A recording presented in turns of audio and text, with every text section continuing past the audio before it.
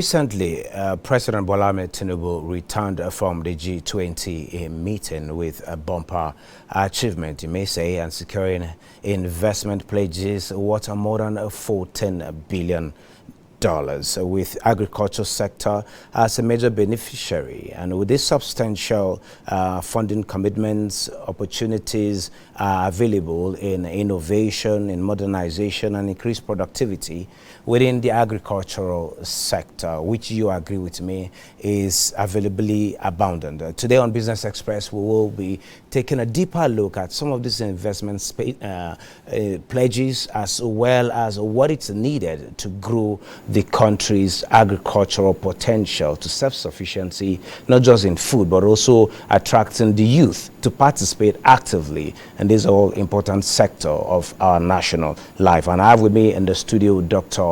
Farouk Rabiu Mudi. He is the president of All Farmers Association of Nigeria. Dr. Mudi, you are welcome to Business Express.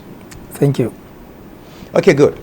The president has some weeks ago declared a state of emergency, talking about food security in Nigeria, state of emergency on agriculture, where he ordered immediate release of some food from the national reserves to cushion the effect of the subsidy removal, as well as telling research institutes to be up and doing, as well as commodity boards to check the prices of these commodities in the market, as well as availability of fertilizer, among so many things. What are your thoughts on these interventions at this time? Thank you, Mr. Ben.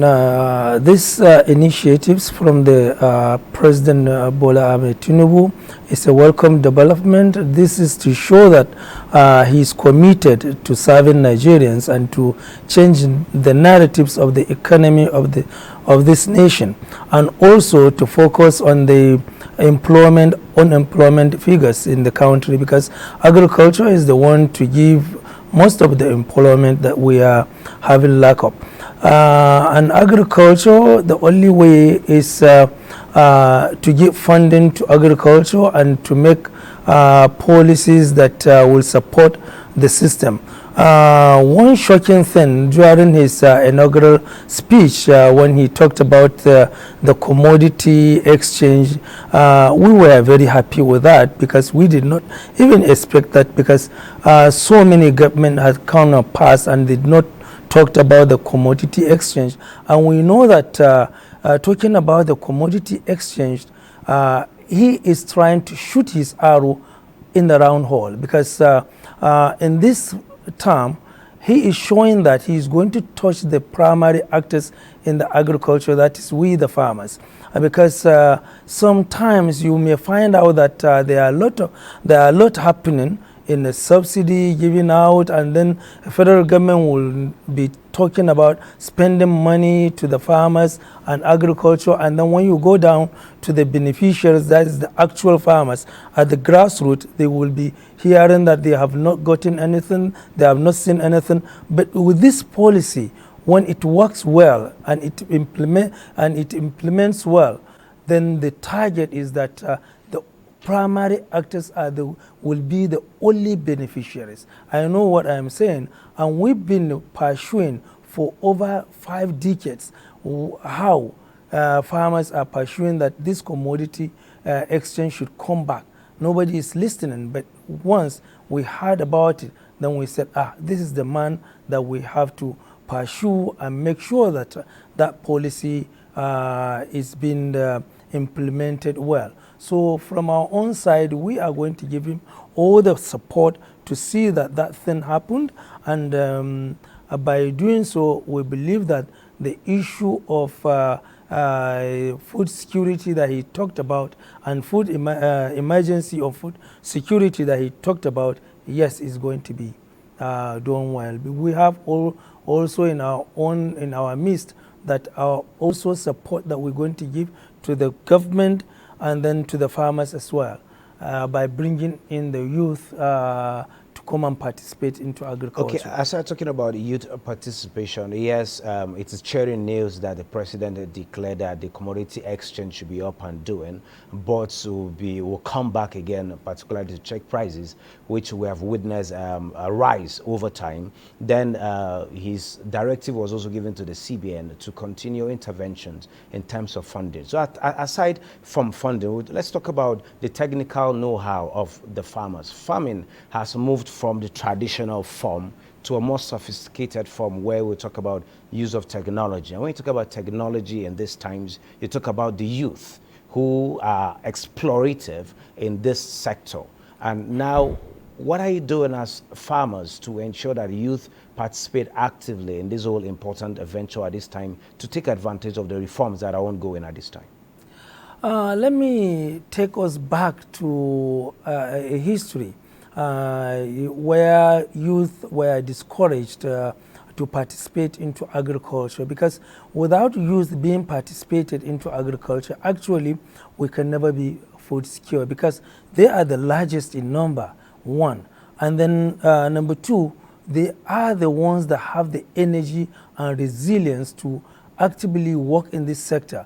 Because in this nation, some people are thinking that agriculture or farming is for the people of the old age or the retirees and so on. And that is the most unfortunate thing that happened and make agriculture to stay where it is. Because the youth had been discouraged. Let me give you an example.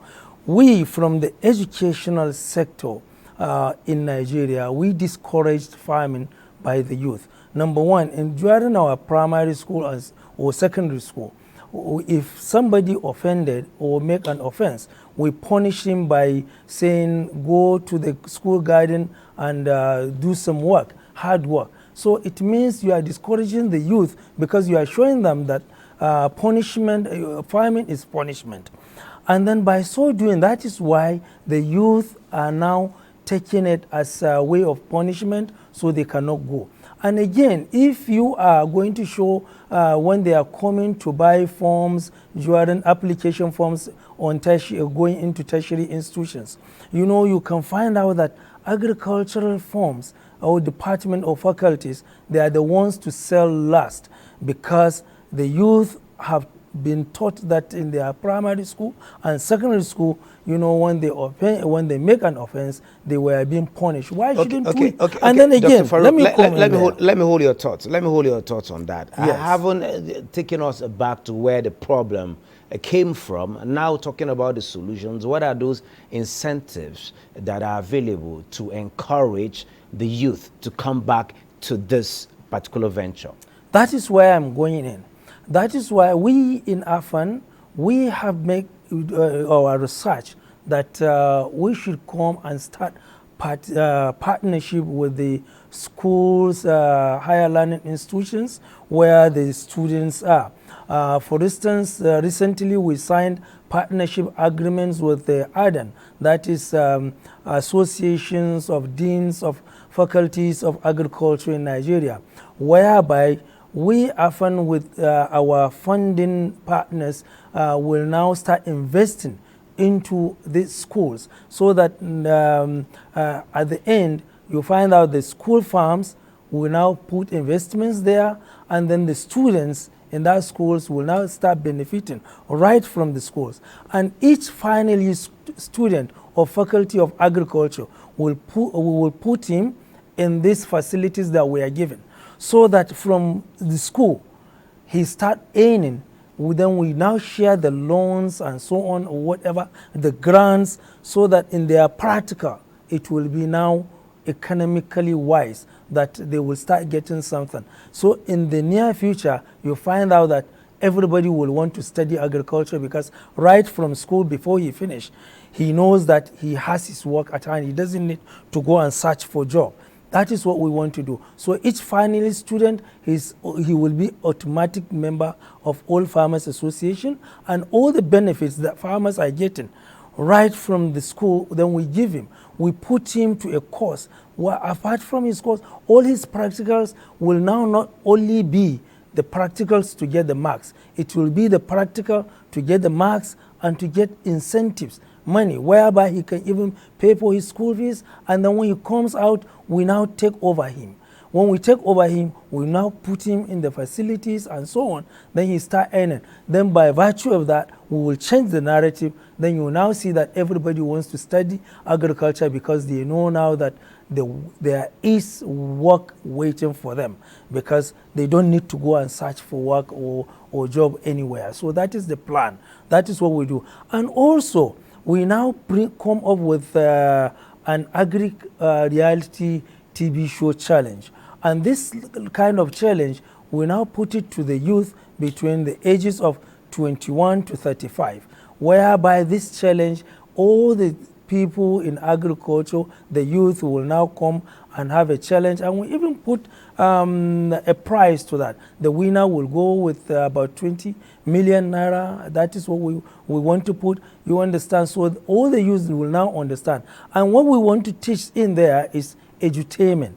We want to put, because the youth understand the language of entertainment most.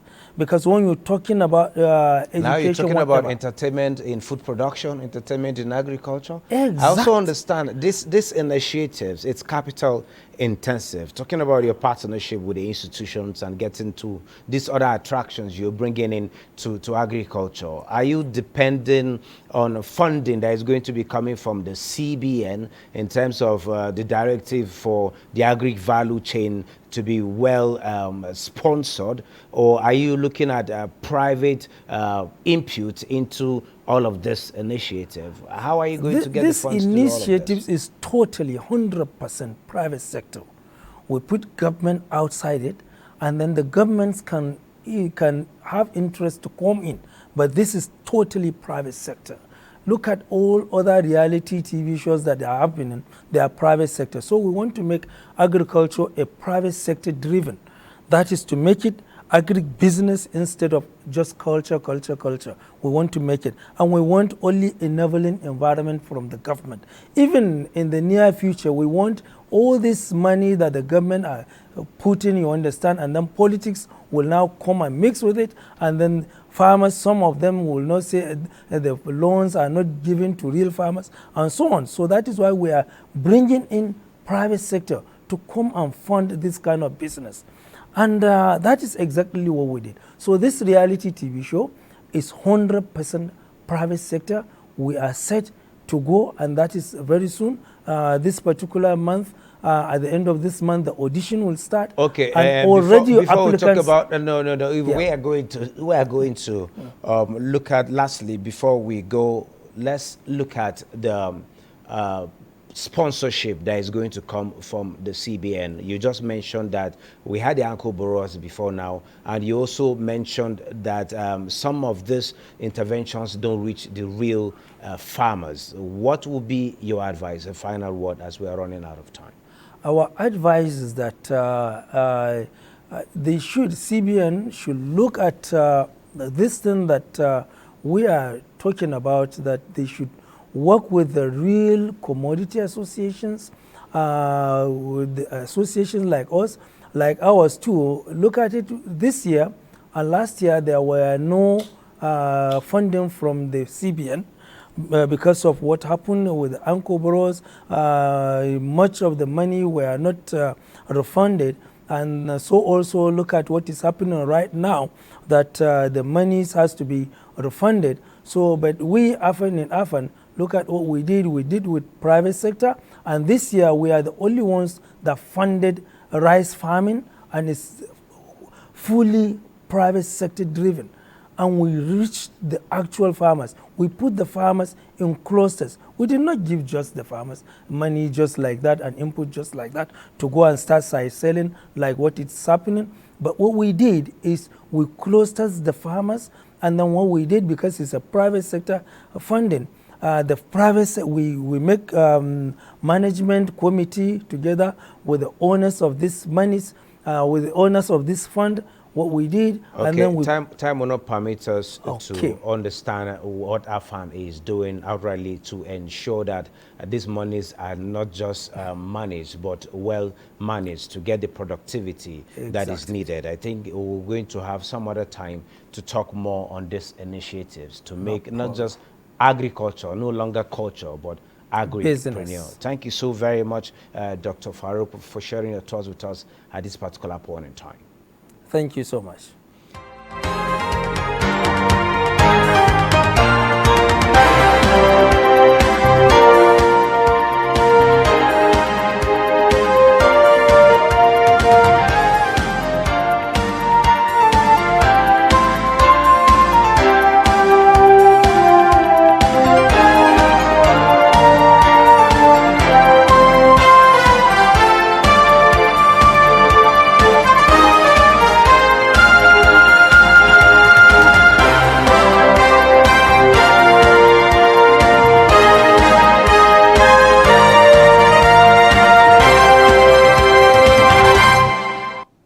Now, experts at the Association of Capital Market Academics of Nigeria say the policy measures being rolled out in the first 100 days of the new administration are playing significant roles in growing the nation's economy. Boserebo reports that the briefing also applauded the recent engagement by the president with international investors in India and the UAE, and I hope that pledges made by the investors materializes to forex liquidity and job opportunities. At this forum, the speakers noted the significant performance of the stock market, where the benchmark index, that's the NGX All-Share Index, hit the highest level ever in the history of the Nigerian stock market, with more than 68,000 basis points, and suggests way forward. The solution remains embarking on deliberate efforts to diversify the export base. In the meantime, the government should give support to the Central Bank of Nigeria in the implementation of the RT 200 program, especially in relation to port reforms, while it works on the ease of doing business to pave way for increased foreign investments. The association says it believes that unlocking the value in dead assets is one way to improving the country's fiscal liquidity, and commends the present administration for recognizing the capital markets as a major pillar in its economic blueprint, as contained in the President's policy advisory. In this regard, they are recommending the setting up of a capital market advisory committee comprising capital market experts in the industry and the academia, whose mandate will be to provide research-based advice to the coordinating Minister of the Economy on public-private partnership arrangements and various financing opportunities in the capital markets. In Abuja, Boserebo. Thank you. Just before we go, global market updates, and Bosede is standing by for that. Welcome to the Global Market Review. Economists are estimating a 3.6% year-over-year rise in U.S. inflation, according to Dow Jones. That would mark an increase from the prior month's reading of 3.2%. The core consumer price index, which excludes food and energy costs, is forecast to have risen 4.3% in August, down from the 4.7% gain in July. In early trading, U.S. stock futures were slightly negative Wednesday as investors looked towards the release of the consumer price index for more insight on inflation. Futures tied to the Dow Jones Industrial Average moved lower by 42 points, S&P 500 0.10%, and Nasdaq Composite also dipped 0.14%. European stock market retreated Wednesday as investors readied for U.S. inflation data for August. DAX dipped 0.77%, FTSE 0.35%, and CAC 40 of France also dipped 0.76%. Asia markets fell across the board as investors accessed key economic data out of Japan and South Korea. Japan's Nikkei 225 fell after a three-day winning streak, sliding 0.21% at 32,706.52. The Shanghai Composite also dipped 0.45% at 3,123.07. The Hang Seng Index was not left out at 0.09% across 18,009.22 basis points. While Africa market traded mixed, with Tunisia and Ghana's GSC Composite posting gains, while South Africa and Namibia depreciated. That's the global market review. I am Bosede Ebo. Back to you, Benny. Thank you, Bosede. And this is where we end this edition of Business Express. We value your feedback, so keep the comments, observations, and suggestions coming. Be informed that all previous episodes are available on YouTube on NTA's channel. Business Express returns on Thursday in the morning. I am Benny Adams saying, have a wonderful day ahead.